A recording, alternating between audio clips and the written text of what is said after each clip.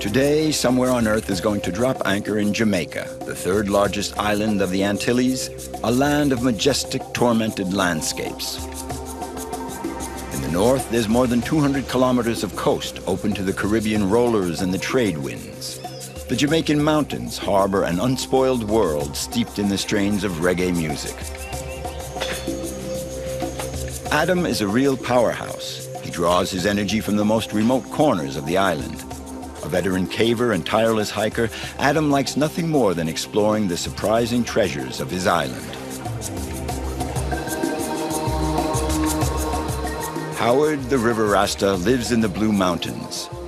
Fisherman, farmer, and singer, he invites us into his world, a realm of dusky forests and bright mornings. Nakle came to Jamaica about 10 years ago. Born in Lebanon in the Middle East, he couldn't imagine his life without the sea nearby. From his war-torn homeland, he brought to Jamaica his passion for freediving. Being in the water, it reflects to me a little bit Mother Nature. Just being in this liquid that holds you, like a mother will hold you and have her arms around you. So it's an experience that to me I cannot live without.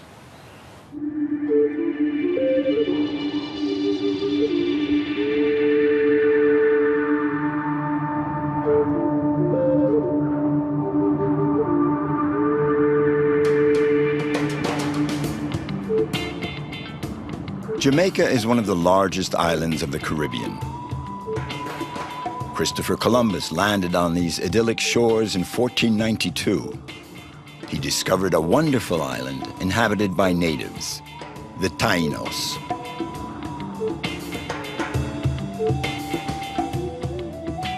Jamaica, in the middle of the Caribbean Sea, was an ideal port of call for European navigators.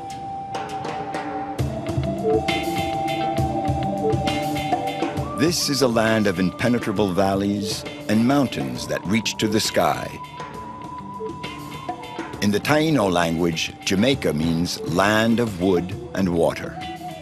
The island, furrowed by countless streams and rivers, is hidden by a dense, humid layer of vegetation.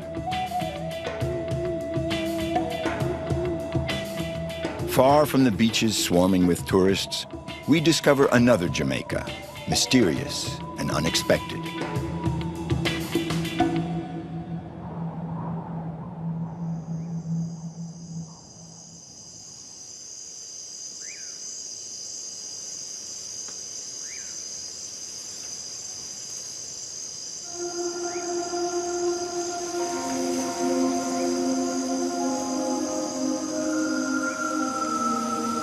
Sometimes man and nature are perfectly in tune. Adam got up in the middle of the night. He has a 5-hour hike ahead of him and is aiming to reach the roof of Jamaica before dawn.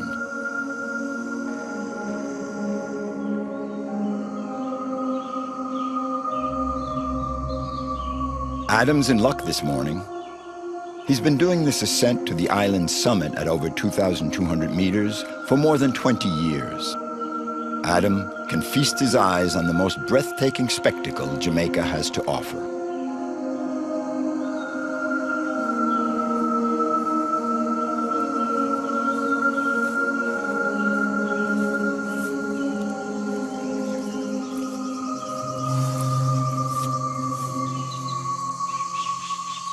It's magical, especially when you come up at night and you don't see the forest.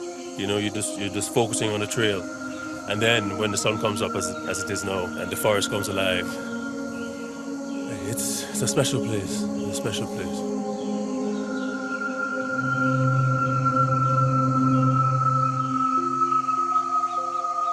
As Jamaica awakens, it's a call to adventure.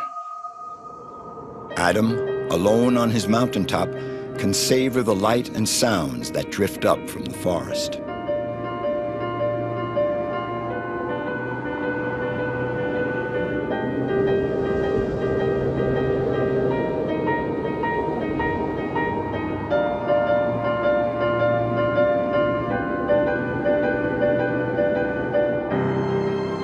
here, you know, you feel that you can do anything. You can accomplish all. You know, when your head clears and you start to make sense of why you're here, you know, your purpose here.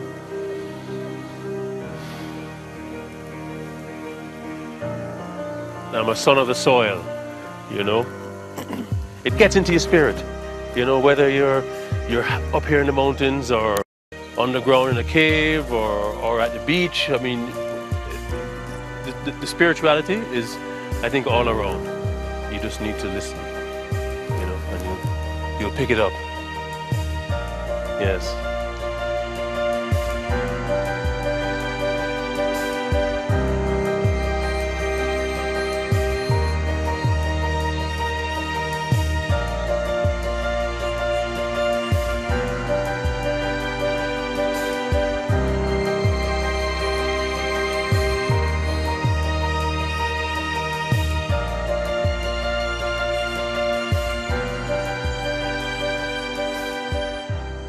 It was in these mysterious landscapes, where sky, sea, and mountain confront each other, that the myth of the Pirates of the Caribbean was born.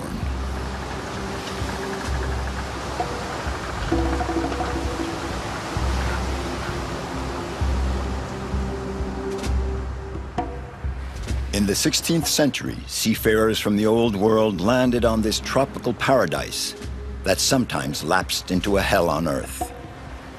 The coastline and waters off Jamaica are the theater of murderous boardings and bloody battles. Piracy rules the region.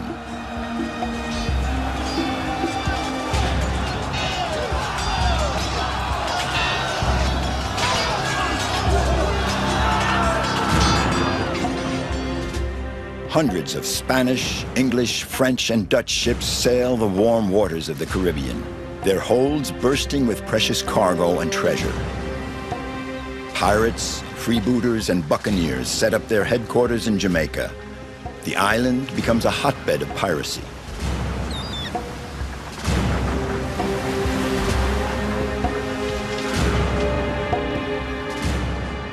The New World colonies of Spain are nearby, and Jamaica is on the route of the warships and trading ships that sailed these seas.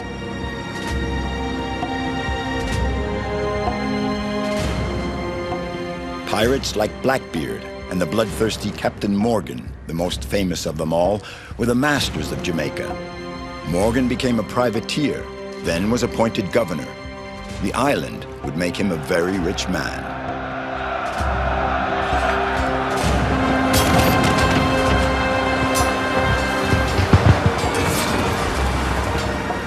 Jamaica, in the heart of the Caribbean, was an ideal base, a pirate's lair operating under the skull and crossbones.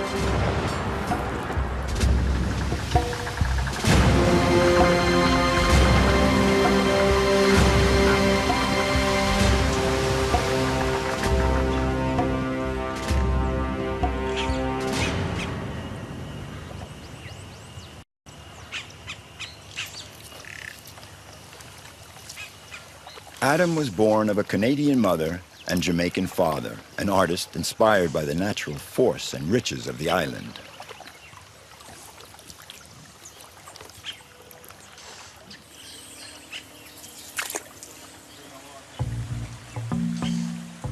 Adam has strong memories of his childhood where nature played such an important role. This nature that has shaped Jamaican culture into an authentic way of life and thinking.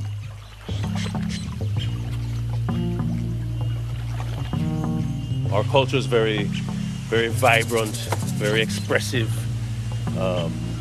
You know, the people like to live as one with nature. So it's a very special place, it's a very magical place, you know, the energy here, not only in the environment, but in the people. Very strong, very powerful. And that makes us Jamaicans.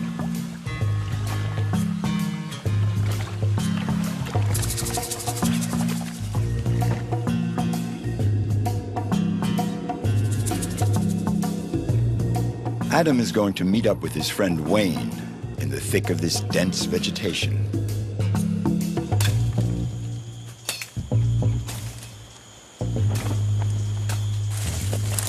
Wayne is taking part in a study organized by American scientists on the king of the forest, the Jamaican yellow boa, an endemic species.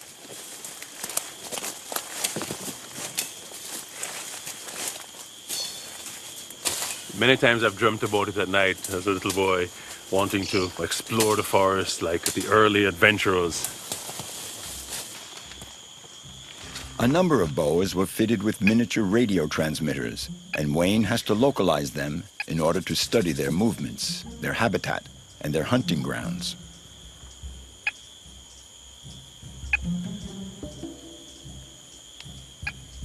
When it comes to homing in on the invisible king of the forest, no one is better than Wayne. If I turn it this way, I don't get any signal at all. In this direction, I get a signal, but it's pretty weak. So the snake is not down there. It must be higher up.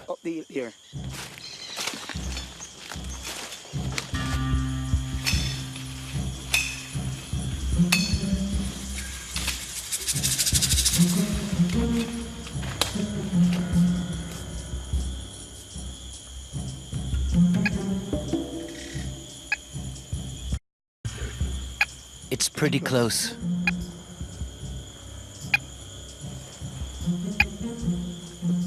Could be anywhere around here. Yeah, it could be anywhere. Hey! You see him? I see him. He's stretching out. He's moving now. I can see him breathing. Yeah, you see him over there? You can see the little eyes. This is it, I've thought it too. Yeah. So how many times have you found her?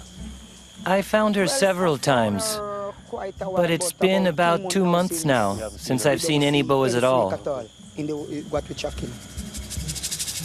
With all this data collected, they'll learn more about the territoriality of the Jamaican yellow boa, and so be able to protect it. This boa doesn't need a vast amount of space to hunt, feed, and reproduce, but still we have to grant this endangered species the place it deserves in the forest.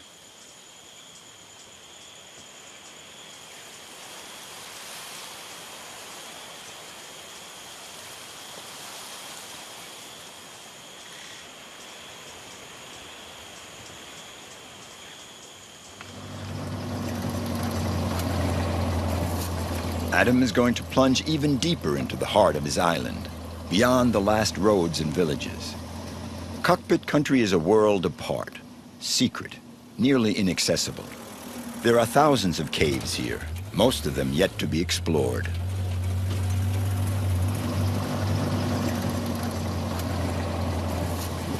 Here, we're just on the periphery of the cockpit country, entering it now.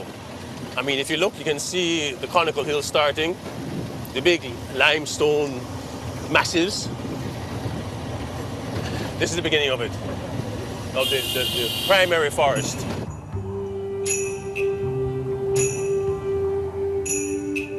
Cockpit country is a wilderness. It looks like a myriad of giant tortoise shells. As far as the eye can see, thousands of limestone hills worn smooth by time. This is Jamaica's last virgin territory. Millions of years of erosion have carved out this unique landscape populated by rare plant and animal species living side by side.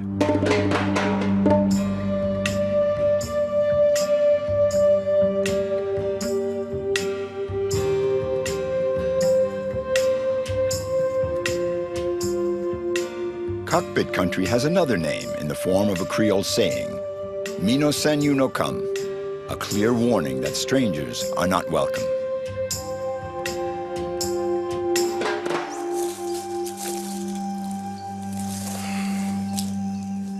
This is the entrance to Potu Hole.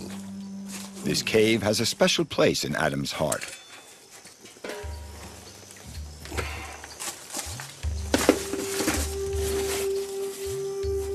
Adam discovered this shaft with a friend one morning in 1994. The two cavers began exploring this previously unknown cave, a special moment in a man's life. Potu Hole had a surprise in store for them, and Adam will never forget that day.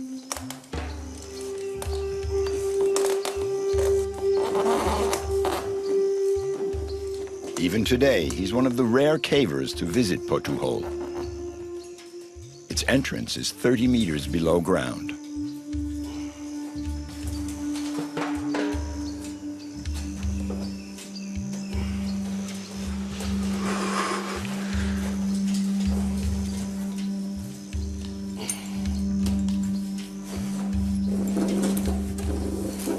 I am in another world. Even though it's, people think it's scary and it's a hard sport, but it's so rewarding. You feel you're at one with the earth, it's a bonding takes place.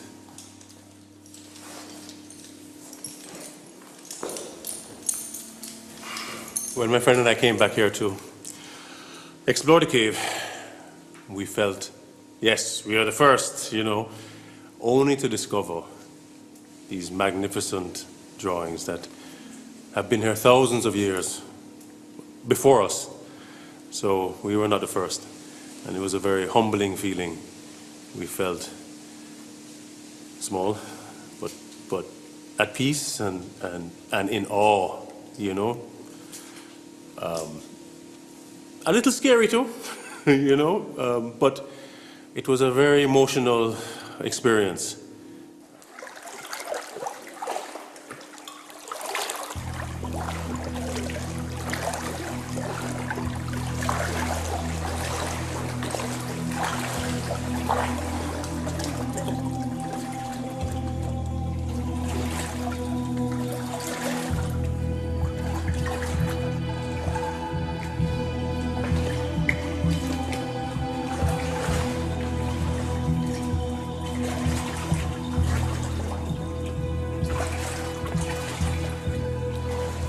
My passion really started from reading books and seeing these wonderful pictures of caves around the world. I must have been about 10. I read a little National Geographic magazine of a little boy in France who slid down a hole with the candles and discovered these beautiful carvings and pictures of bison and animals from back in the Ice Age. That story inspired me so much. I wanted to find my own. And ever since then, I've been exploring caves. Thanks to Potu Hole, Adam's dream has come true. This is his underground lair, where he's directly connected with his own history. And this is what he discovered that first time.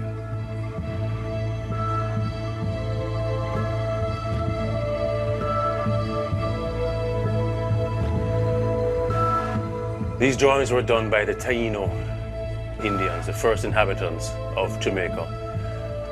Thousands of years ago. When Columbus came here, he found them here. They were here living on the island. You couldn't help but think what life must have been like then. What brought them down here, to what religious meaning do these drawings have? So it is still open for interpretation, but I believe it's a religious site.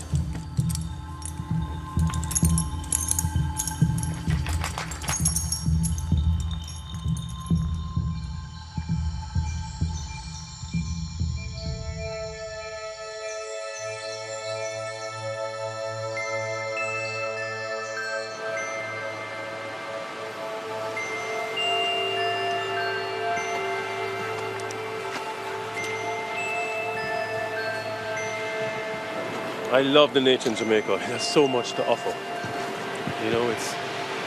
It's pristine. It's beautiful. You really get to feel at peace when you're out in the environment with nature. It's a very special place. I've been to other countries and other islands, and I always want to come back home. And not just because I'm Jamaican, but the diverseness of the place. You can be 2,000 meters up and then at sea level in a matter of an hour. So the sun, the sand, the sea, and the mountains and the rivers, everything is packed together in one little island.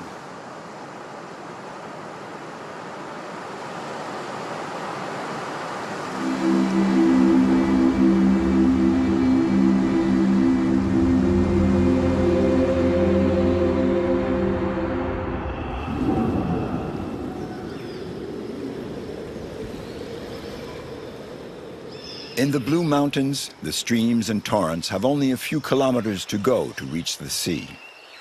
This is where Swift River takes its source. Water and forest marry to open a path into a peaceful realm where time alone passes. Howard is the Swift River Rastaman. Here in this valley that looks like a sort of fantasy Eden is where he was born 40 years ago. The Rastafari culture carries the weight of slavery and the memory of the men and women torn from their African homeland. See, we are known holy, for we is African glory. Emperor Haile King Selassie I grow why. No need them tell lie them Babylon story. Yes, Rastafari, and see we are known holy. In the 1930s, Jamaican blacks turned their hopes to Africa. Haile Selassie had just been crowned emperor. King of Kings, Selassie claimed to be the direct descendant of the biblical kings Solomon and David. For the Rastafarians, he was a living God. And the dish run away, yes, with the spoon. Yes, Bobby Rang, yes, me know you well too. Come in a file, I is coming soon. Conscious lyrics and with the on the move. Yes, Rastafari, we know we I prove. Rastafari no got nothing to lose. No way. Rastafarianism is rooted in these valleys shrouded in clouds that are dispersed by the winds every night. And I say, them say we are no way. For we is African glory. King Haile, King Selassie, I go away.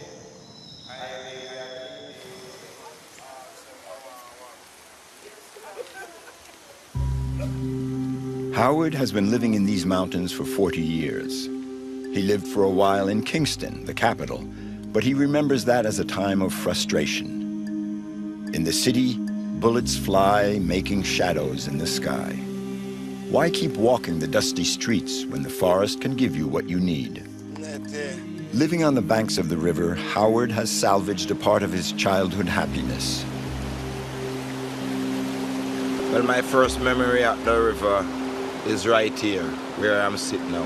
My mom sent me to fill the water, and I see the raft, and I go on the raft, and I pitch off and wet up my clothes. So we go home, you know, and they say, "What's your drop?" I say, "Oh, we wet up rafting." Yes, so that's my youthful days, I remember at the riverside until now.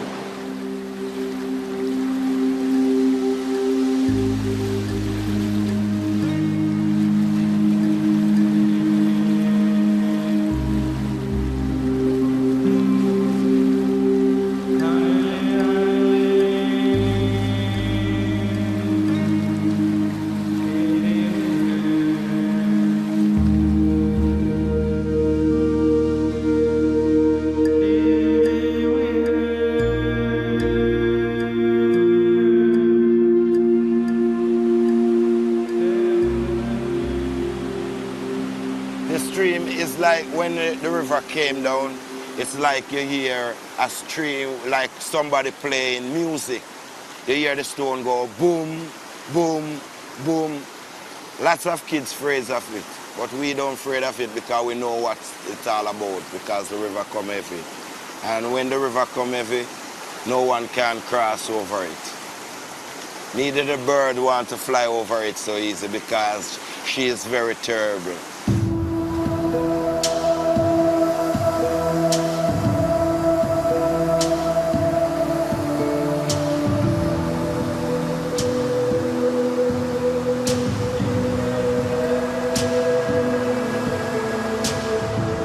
Jamaica is a central place of the earth because we're surrounded by water.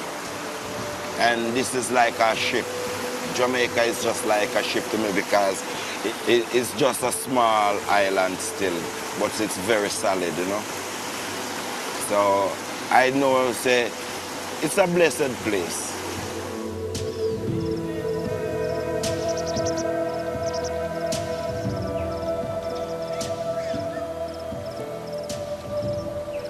I was born in the hills. I'm just a part of nature. That's why I born in the hills. If I was not a part of nature, I would born in the hospital or somewhere, you understand? So I have to born where the nature is. So I love nature. So I communicate with nature, nature communicate with me. Sometimes I sit down and I say, oh, I need something from the bush. I go and dig a piece of yam and cut a banana or a planting, yeah, and come and cook. And that's natural from nature. Howard, the Swift River Rastaman, has a very simple mystical relationship with the natural surroundings of his birthplace. In the Rastafari culture, the earth produces plants and food. It allows the tree of life to thrive and people to progress on a spiritual path.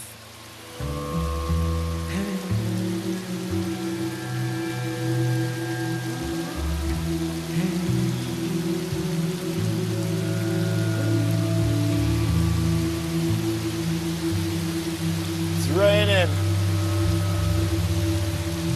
We have to catch fish, but there is no fish today. But I hope we catch some.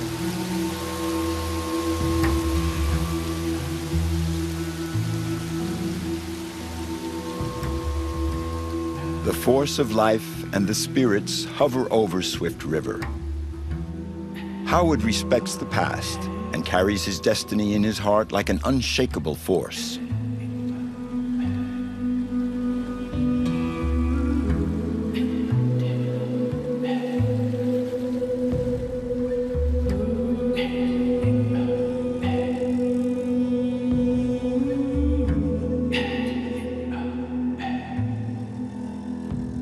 For 3 centuries, Jamaica prospered thanks to its sugarcane plantations, where tens of thousands of slaves toiled. The Blue Mountains, Howard's Mountains, were their refuge when the first slave revolts broke out.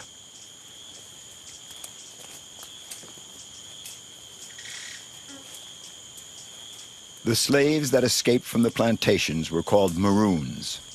They were perfectly at home in this steep, inhospitable terrain where white men dared not venture.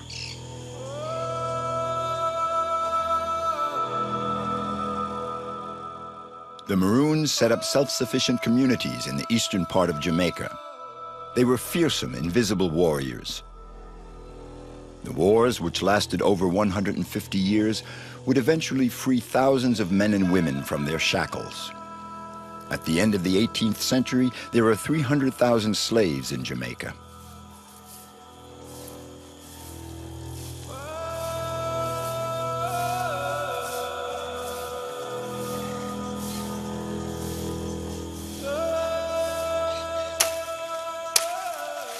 Almost nothing remains from that period. In the heart of the Blue Mountains, only the stories linger on. In the Swift River Valley, near Howard's place, there's a ruin lost in the forest.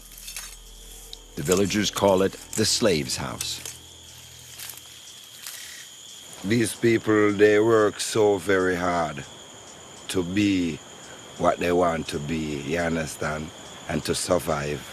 So they will do anything to create a house just to have their shelter and to get away from the certain trouble, because his trouble was all around, you understand? So they want to get away from certain trouble, so they bring themselves and hide themselves up here, you know?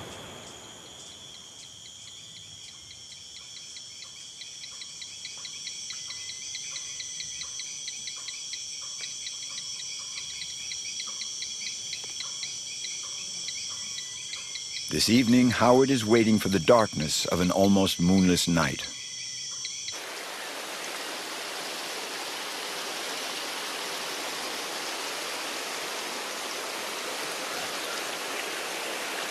Yeah, it's a good night for fishing because there is no rain and the sky are very blue, so beautiful. So and the water is nice too, but it's a little bit chilly, but don't mind. From you go inside the water and you get warm and used to the water, you don't feel cold again.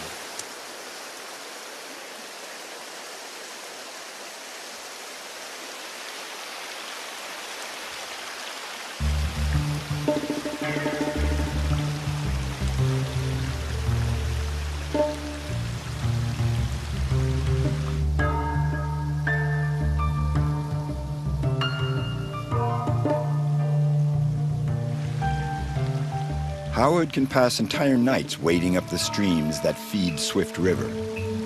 He could name every corner of his valley.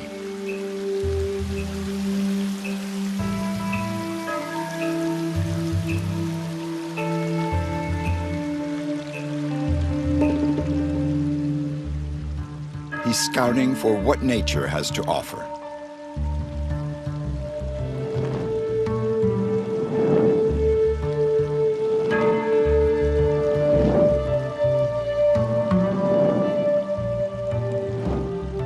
With his bamboo torch, he's on the lookout for the slightest movement in the water. He's looking for little glowing red dots, crayfish eyes.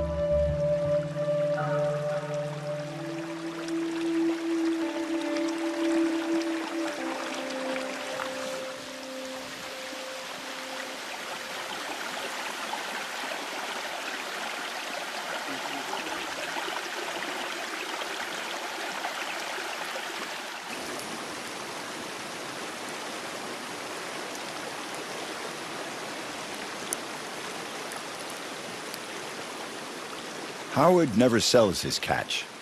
Like all Rastafarians, he takes only what he needs. Fishing means, above all, communion with the river. This is what gives meaning to his life. When you feel lonely and you want some company and there is no friends around, you can come to the river because you have lots of friends. Because you could hear the rolling of the river and the sound. It's like lots of friends talking, you understand? So if you go to the deeper part of the water, it's silent. But if you come to where the stone is, it's like lots of people. Because the water just rushing between the stones, you know? Making that beautiful sound.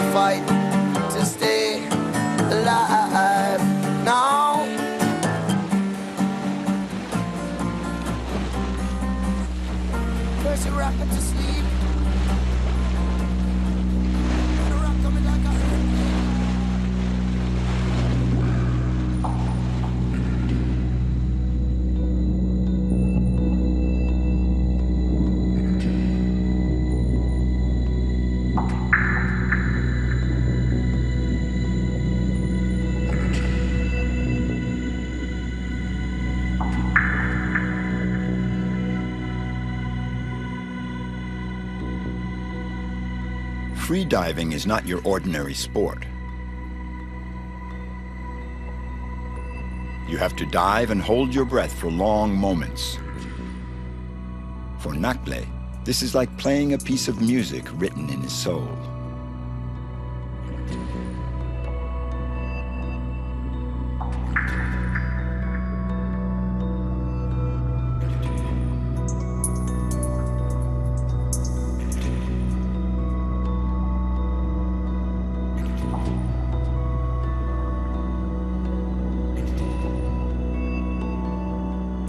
People always want what they don't have.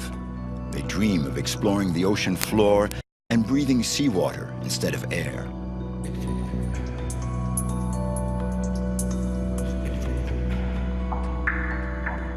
After a 3-minute dive at a depth of 30 meters, it's time to surface and come back to the world.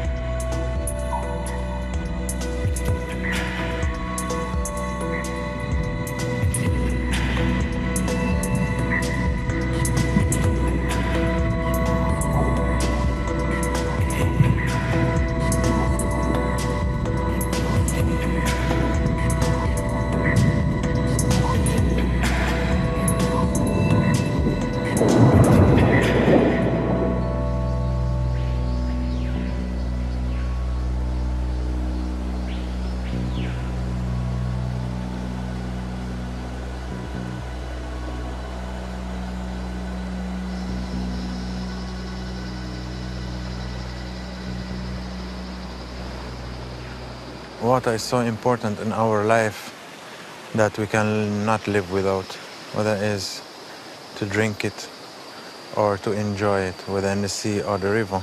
And I work all around the island, and when I get the chance to go in the water, I will. And sometimes I will come here just to be in the wild and listen to the river.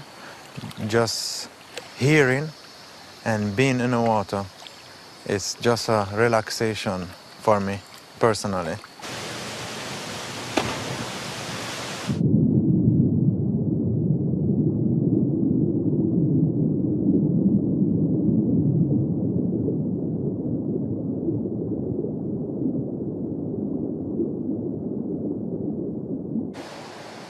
When Nakley gets the urge to reconnect with the earth, all he has to do is leave the beach and head up this river. Water is his element, and it flows everywhere here in Jamaica. I feel very safe underwater more than on the road or in bed. Underwater, I feel like the safest. Although for certain people, it's something that is very dangerous. But to me, I feel very safe. That's why it's a need for me sometimes. It's a refuge.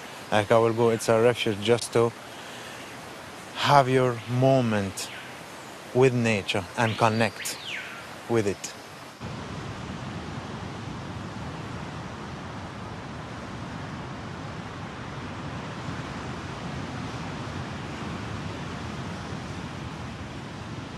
At some point, all children wonder what's on the other side of the sea.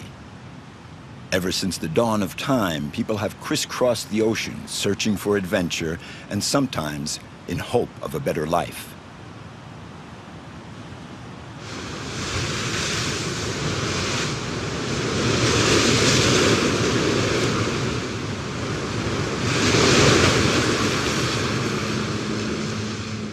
It was the chaos of war that brought Nakley to Jamaica about 10 years ago.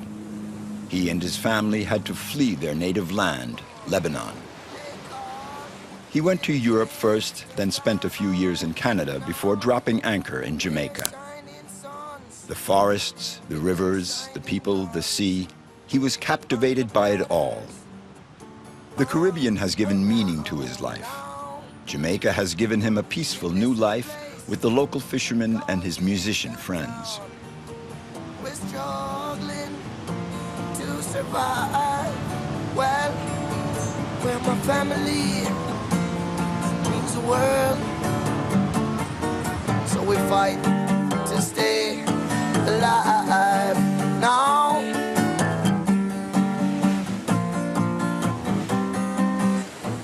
First you rock me to sleep. The rock coming like an earthquake, Lord. From I'm very young, I was brought in really in the sea. And my father used to take us to the sea, and we have learned so much from it. That is part of our life now. It's a passion for me. I don't think I can live anywhere far from the sea. I have traveled a lot, and it's part of my life, part of my passion, but that is a need for me to go.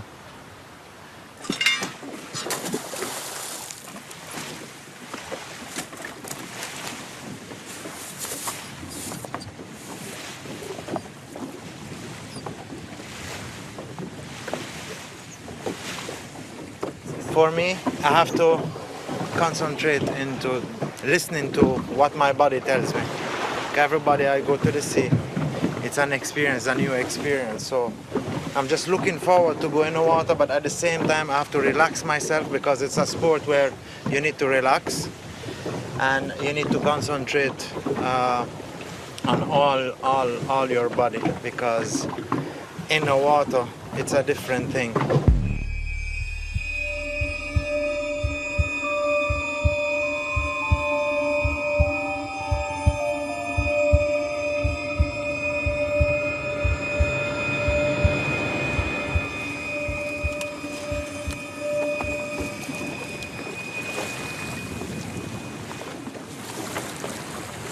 It's very important that you have a connection with the water. You understand, you can feel the vibration of the water, listen to the wind, listen to the sea. It's very important because to me it's a passion, and the only way you feel comfortable in that environment is that you really relate to the water.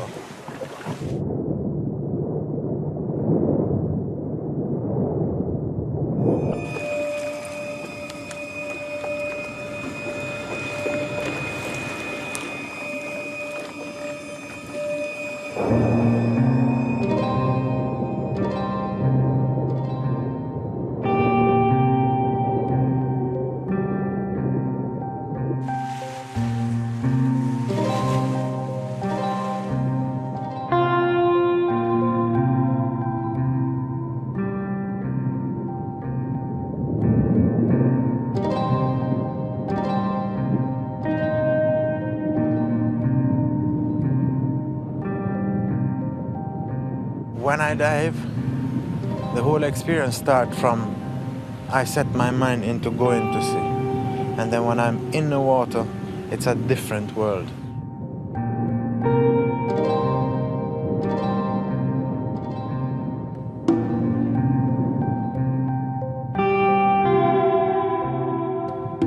Being in the water, it will reflect to me a little bit Mother Nature. Just being in this water, that is this liquid that actually holds you, like a mother will hold you and have her arms around you. So it's an experience that to me I cannot live without.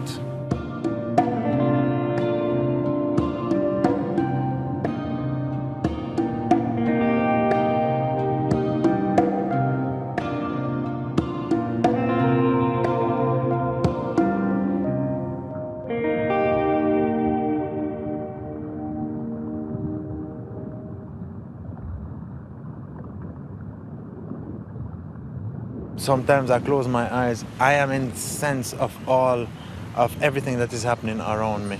Just gliding through the water, diving down, looking at the floor, at the sea floor, the fish. Everything, it kind of talks to me in a way that I'm looking and I'm seeing like traffic and a lot of things going on where people don't really realize such a life. And this feeling, it's fulfilling for me. And this is what I'm always in search.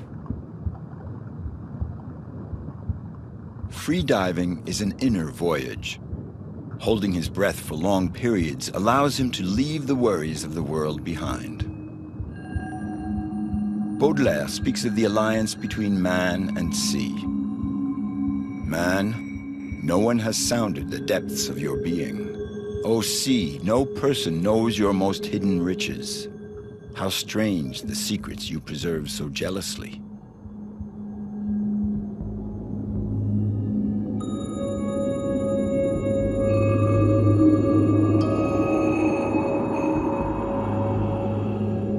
Diving is a rendezvous with solitude. Here, the sky and sea stretch to infinity, which gives a different perspective of the world around us. They both attract people with a thirst for adventure and the absolute. For Naklé, the sea is a strict taskmaster who doesn't tolerate complacency.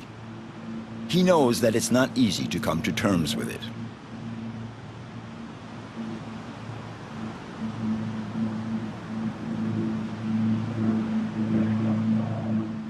Nakle is a child of Lebanon uprooted by war. In Jamaica, he has made a new life for himself through his encounters with nature.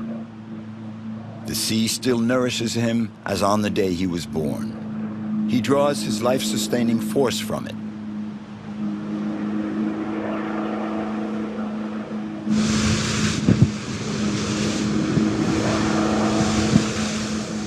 Jamaican fishermen are among the Caribbean's poorest. Not far from Kingston, there are even fishermen who take to the sea without a boat.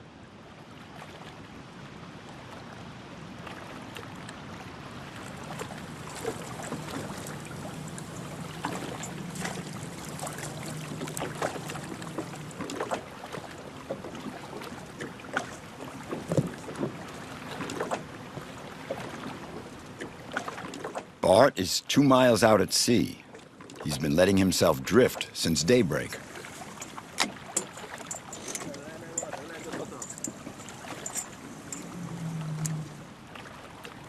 Nakle often meets him when he's out diving.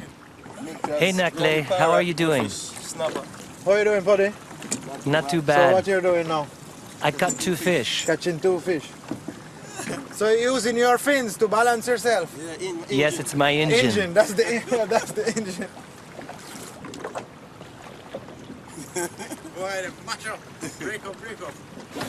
Most of the time before we check the Before going out, I check the weather report on the television. So you know the weather on your face before you come. If it's good, I come out.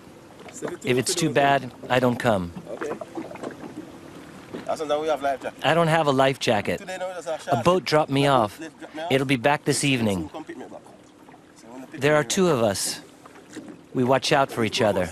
So if you film two If there's a problem, we help each other out. and burst in, come for me.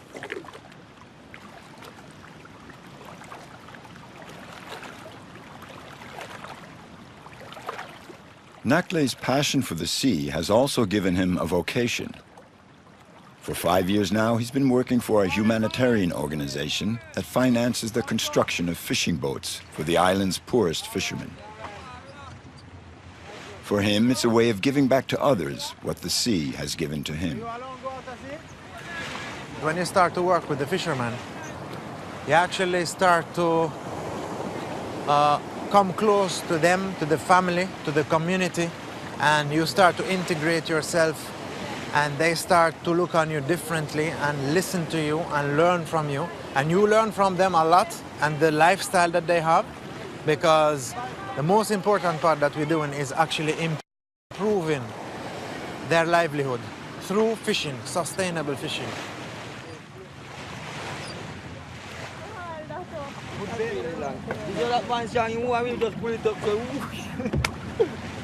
It's very emotional to me because I love the sea and I love the people, and we're trying to make the 2 of them work in a way that 2 of them can survive and have a better future. Nakle, with his organization, has been working with 17 fishing villages. They have financed the construction of 78 boats, quite a little fleet. If you can see the yellow and blue boats, those are part of the project of Food for the Poor. We come here and give them training in sustainable fishing to improve their livelihood. And part of the project also we installed a solar light, as you can see, this light. So they have solar system here. In the night they have lights before they go to sea or when they come into sea at night. Nakle and the Jamaican fishermen have a common mission: fishing with respect for the environment and humankind, a vital issue for all the island's inhabitants.